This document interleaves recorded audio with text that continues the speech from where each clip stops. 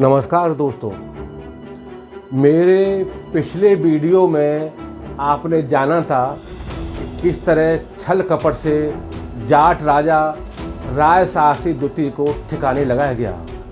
इसके बाद चच पाकिस्तान में सिंध और उसके आसपास अफ़गानिस्तान तक के क्षेत्र का राजा बना।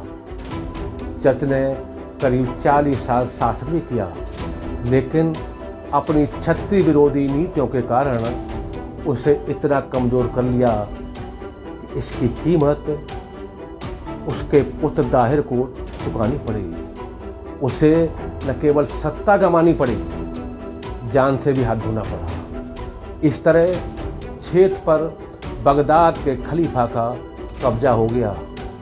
कुछ लोग दाहिर को सिंध का अंतिम हिंदू सम्राट भी कहते हैं। वह कश्मीरी पंडित था। उसने एक नहीं कई गलतियां की। इन्हें बेवकूफ़ी भी कह सकते हैं। चचनामा के अनुसार उसकी पहली गलती यह थी कि उसने ज्योतिषियों के कहने पर अपनी सगी बहन से शादी की। ज्योतिषियों ने उससे कहा था कि जो इससे शादी करेगा वही राजा बनेगा। इससे समाज में उसके खिलाफ रोष व्याप्त हुआ। दूसरे, उसने बौद्धियों को सम्मान नहीं दिया। इस कारण जब मोहम्मद बिन कासिम ने उस पर हमला किया तो बौद्ध उसके स्वागत के लिए पहुंचे और युद्ध में उसकी मदद भी की। तीसरे, राज्य की बहादुर कौम जाटों और लुहानों पर जमकर अत्याचार कर उसे अपने विरुद्ध कर लिया। कुछ विद्वान दाहिर के बहन से शादी की बात से सहमत नहीं हैं। वे चचनामा को शक की निगाह से देखते हैं, लेकिन दो अन्य आरोपों पर सभी सहमत हैं। दिलीप सिंह अहलावत की पुस्तक जाट इतिहास के अनुसार चच ने जाटों को गुलाम बना के रखा, उन्हें पग पग पर अपमानित किया, उन्हें शस्त्र नहीं रखने दिए, उनके रेशमी कपड़े पहनने पर पाबंदी थी। केवल काले और लाल उत्तरे ही पहन सकते थे। यही नहीं, वे बिना जीन के घोड़े पर ही चढ़ सकते थे। नंगे पैर और नंगे सिर ही चल सकते थे। सेना में इनसे रसोई घर के लिए लकड़ी लाने का काम लिया गया। तकरीबन इसी तरह का दुर्व्यवहार लोहान समुदाय के लोगों के साथ किया गया। यह भी लड़ाकू कौम थी। चच को डर था कि कहीं जाट और लोहान मिलकर उसे मारकर राज्य पर कब्जा नहीं कर लें। इसलिए उसने दोनों समुदायों से जमकर घृणा की। इससे उनका राज कमज़ोर हुआ। दाहिर ने इसे और कमज़ोर कर दिया। बगदाद के खलीफाओं की नज़र सिंध पर बहुत पहले से थी। इसके लिए वे जब भी मौका मिलता हमला करते। स्थिति का अनुमान इस बात से लगा सकते हैं कि सन 638 से 712 तक 9 खलीफाओं ने 15 बार हमले किए।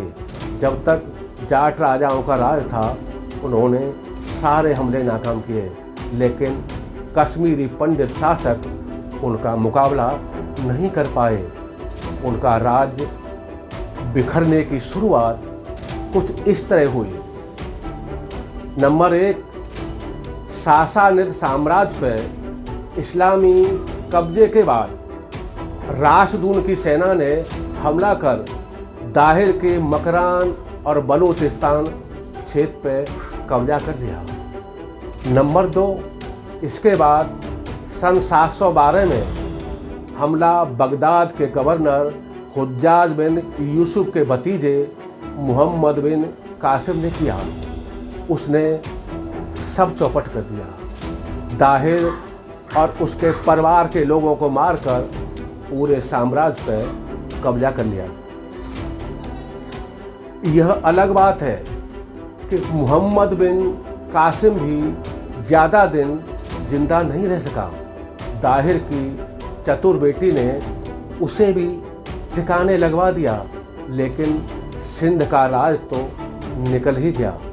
उस पर बगदाद के खलीफा का कब्जा हो गया। हुआ यह था कि कासिम ने दाहिर की सूर्या देवी और परमाल नाम की 2 बेटियों को बंदी बनाकर तोहफे के रूप में खलीफा बिन अब्दुल मालिक के पास भेजा। जब खलीफा ने हरम में से उसकी बड़ी बेटी सूर्या को बुलवाया तो उसने खलीफा को ही कासिम के खिलाफ कर दिया। सूर्या ने कहा, जहाँपनाह, वे अब आपके काबिल नहीं रहीं। उन्हें पहले 3 दिन तक कासिम ने अपने पास रखा है। अब वे पवित्र नहीं हैं। इससे जहाँपनाह की बदनामी हो गई। इस पर खलीफा आग बबूला हो गया। उसने कासिम को संदूक में बंद होकर दरबार में पेश होने का आदेश दिया। कासिम को ऐसा करना पड़ा। 2 दिन तक संदूक में रहने के कारण वह उसके अंदर ही मर गया। इस तरह दाहिर की बेटियों ने बाप का बदला ले लिया, लेकिन सिंध तो हिंदुस्तानियों के हाथ से निकल ही गया। जय हिंद, जय भारत।